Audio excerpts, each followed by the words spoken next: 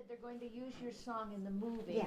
Now, will you be able to play, and will they record you singing the song, No. or they just attribute the song to you, but they'll have somebody else that will? How does They'll that be work? using buying rights to use the song in the film, which is how most songwriters make money, is from publishing.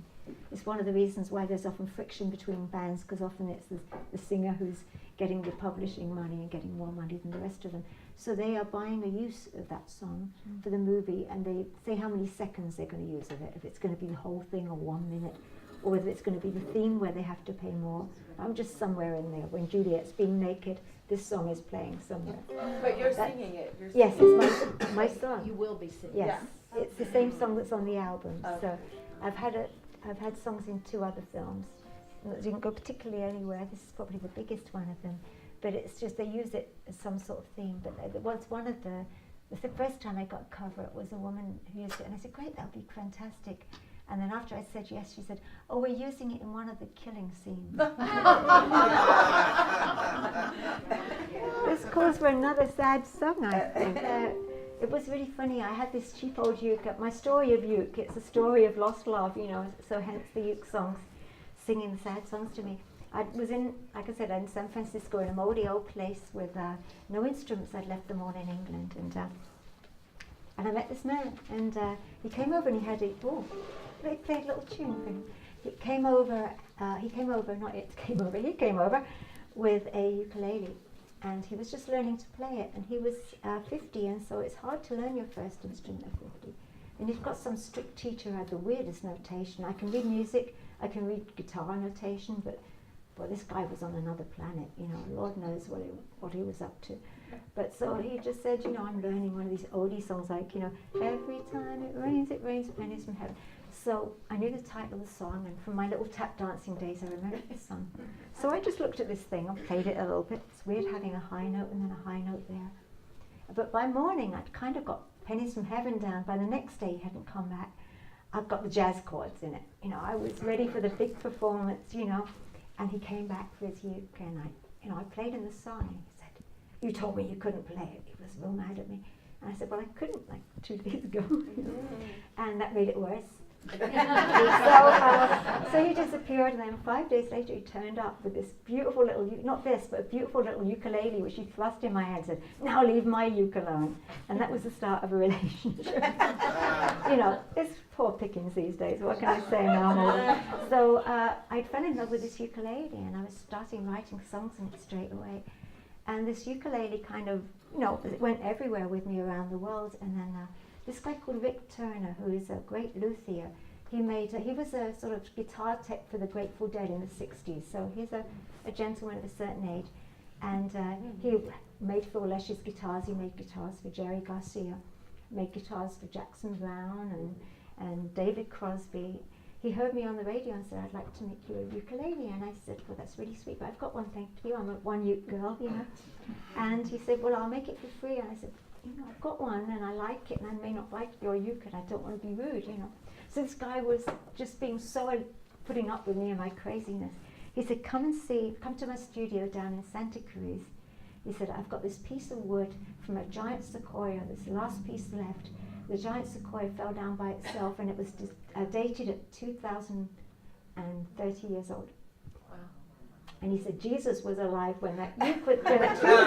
So immediately I thought, well, this is a sign. I guess I must allow him to make me a free uke. I mean, talk about lucky to have a uke like this. And just as he'd finished it, my other uke got broken by United Airlines, who have a habit of breaking instruments just for the fun of it. And so he came through with this. He sent me a picture of it from Santa Cruz. And I said, "But it hasn't got dots." He said, "My ukes don't have dots." I said, "Mine need dots." So it now got dots. So I think it's a very exclusive dotty one, unless he puts them on other ukes now, because everyone says the same thing. So this is a Rick Turner uke, and I had to lower the action a bit more for those technical people here. It usually sounds a lot brighter, but I didn't tell Rick this. I lowered the action because of the broken wrist, to make it easier to push the things down. But as soon as my wrist gets better, that's going back up, and it will ring like the birds when they play one of their songs. So. I was just going to say, has anyone ever told you that has Marilyn Payroux affected your style? Because you sound a lot like your own hero. No, but as a funny story on Miss Peru, when I had my accident, it was in Tucson, Arizona, and I was recording a new album which has been put off because of the accident. And strangely, my producer had a visit from her from Madeline Peru 2 days later, and she fell over in his garden and bruised her knee, and it was completely different, but it was some other accident in Tucson. So clearly there was some really weird, strange UFO experiment going on up there that came down. There were several other people got hurt. John Doe from X, if anybody knows that band, he was going up on the stage that night and fell over and got bruised. So. And my producer's wife was clearing off the sofa so I could come and sleep on it, since I was, just one big giant cast looking like a Crimean War victim. And she dropped his guitar on her foot and broke her toe. Well, hey. So that's all that I know. I obviously know her music, but not really. I think it was, if anybody, it might be a little bit Marianne Faithfull, maybe a touch of Jane Birkin on the high stuff, because we have a similar range, Well, Marianne, when she was young, not a deep voice, I can't do that, growly voice. And, I actually went to a concert. I know Marianne really well, we're kind of friends, and I went to one of her concerts, and she's really sweet, but she can be fierce, so fierce. And there was some buzzing on the stage from an amp, and she said, "Who is buzzing?" And the band were all terrified, we were buzzing. And so she decided she would tell a joke, and it kind of didn't really work very well, but then she asked if anybody in the audience had a joke, and there was this really pretty young French girl in the audience, and she said, "I have a joke."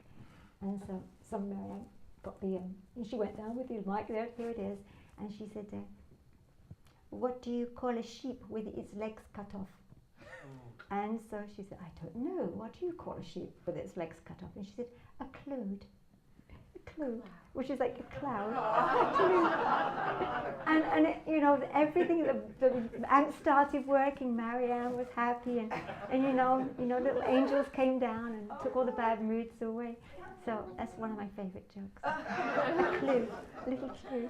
Funny how songs happen. As I've been doing a gig a day. This is the last, my New York gig 2 days ago was the first time I had a day off in between, and I've been touring with this guy, Jim White, very interesting guy, and we were writing a rap song along the way. He's a folk guy, but we were writing a rap song. It started with, we were staying at this Red Roof Inn on the outskirts of Nashville, and it wasn't so much an inn as a crime scene, it's one of those places, where there was somebody selling a body in the parking lot. So Breaking Bad was probably being, some new series was being done there, and he'd locked me in the van while he was running upstairs with bits at a time.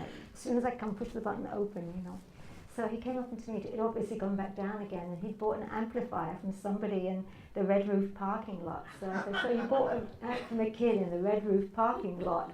And it sounded like a rhythm, and so he came up with the next line, and so it's gone a bit zany. It may not ever be recorded, but it's funny how words, sentences have a rhythm. And, sometimes that's a good way of starting a song. And I was at the Bowie exhibition, I love Bowie, and I was at the one at Brooklyn. And it said that he used this kind of early sort of idea of a machine, of a verbalizer, putting different words in and then sort of taking one thing from one column and making a little kind of deal on it. So, I should say a songwriting thing. I was interviewing Brian Eno. Anybody know Brian Eno? Yeah. And he had said to me, it's really lazy to write a sad song in a minor key. So most of my sad songs are in major keys. Because of Brian Eno's advice, it actually, I think, made them more sad in a way that, they have to struggle within these horrible, major, happy sort of surroundings. They have to still be a little melancholy and reflective. But I decided I'd like one in a minor chord, sort of a minor key rather. So this one's in G minor. It's called My Lips Still Taste of You. So well, I wondered if you tried to sing in a different language, would that affect your songwriting as well? That's a very good thing. I was actually talking to Tim on the way up that I had been working with, I was asked to work with a French artist who wanted to translate her songs into English. And it was very interesting because she had very wordy songs, French, whoops, that did it all by itself. A lot of the French songs are very, very conversational voice and a huge lot of words. And it just wasn't fitting in English, and she was getting a little infuriated. But then I kind of said, listen to some, like say the Beatles even, just listen to where there's space. Space can be a word, And that's another thing for writers, leave space. It's best to kind of cut things down to the sheer minimum with anything you do with writing. I mean, it's to be your own fierce editor, But I think but back to your French thing, yeah, I'd love to give that a try and see what happens. I'd probably have to go to France or to Montreal again to What get a my head shame. in there. It's so, my life Must is be just one hard. big misery, really, isn't it? No wonder the songs come out so sad. I have a question. When you're writing a song, what comes first for you, the music or the lyrics, or does it vary? Just like those, annoying rock stars would tell me, sometimes it just comes out both at the same time. Midnight Cowboy pretty much was unedited from the chords the fingers knew where they went to go, and the words seemed to have made an agreement with my fingers and came out. So I didn't really change anything on that. But interestingly, even though I'm in a world of words, it's usually the melodies that come first, in a sense. Though it's much harder for me to put lyrics to the melody afterwards than if they all come out at the same time. But I'm kind of more of a melody person than a word person as a songwriter. I found that out myself.